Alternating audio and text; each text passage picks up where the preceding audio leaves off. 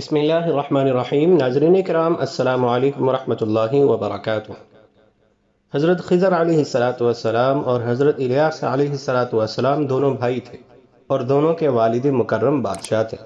ایک مرتبہ حضرت الیاس علیہ السلام نے اپنے والد گرامی کو کہا کہ میرا بھائی جو کہ حضرت خضر تھے بادشاہی میں کوئی رغبت نہیں رکھتا، لہٰذا اگر آپ ان کی شادی کر دیں تو شاید اس کی کوئی اولاد ایسی ہو جائے جو سلطنت کے امور کی محافظ بن سکے اور بادشاہی کا تاج پہن سکے۔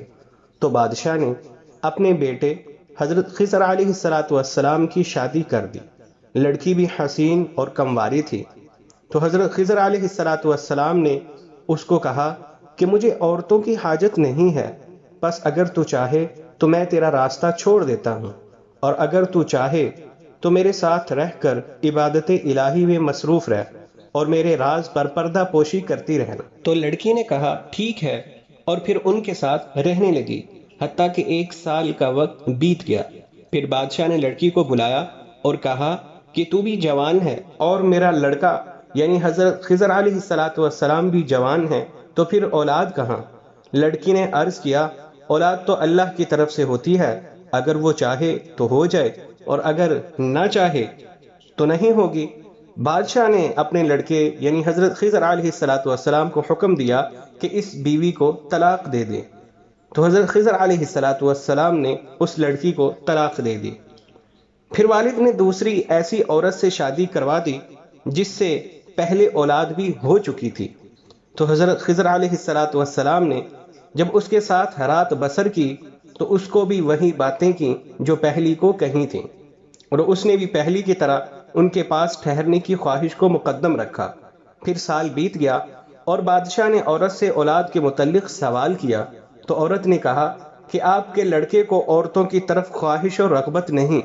تو والد نے حضرت خضر علیہ السلام کو طلب تو آپ بھاگ گئے۔ پھر لوگوں کو ان کے پیچھے دوڑایا لیکن کچھ پتہ نہ چل سکا۔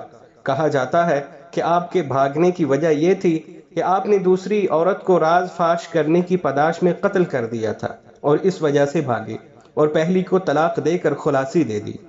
پھر یہ عورت جس کو طلاق مل چکی تھی اسی شہر کے مضافات میں رہ کر عبادت خداوندی میں مصروف رہنے لگی۔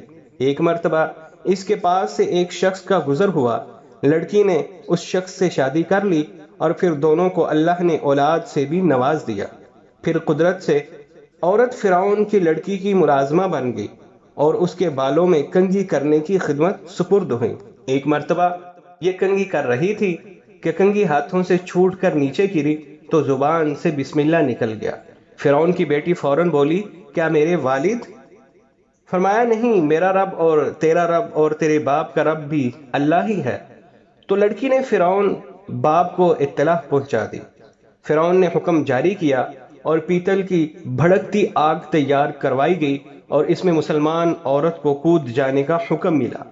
عورت نے جب آگ کی وحشت ناکی دیکھی تو گھبرا اٹھی، لیکن خدا کی قدرت کہ چھوٹا دودھ پیتا بچہ بول اٹھا اماں جان صبر کیجئے کیونکہ آپ حق پر ہیں۔ تو پھر عورت نے اپنے وجود کو فوراً آگ کے حوالے کر دیا اور وفات پا گئی۔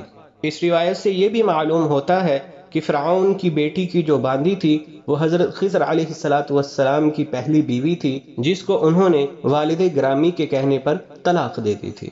اسلامی معلوماتی اور تاریخی ویڈیوز کے لیے ہمارے چینل کو سبسکرائب کیجیے۔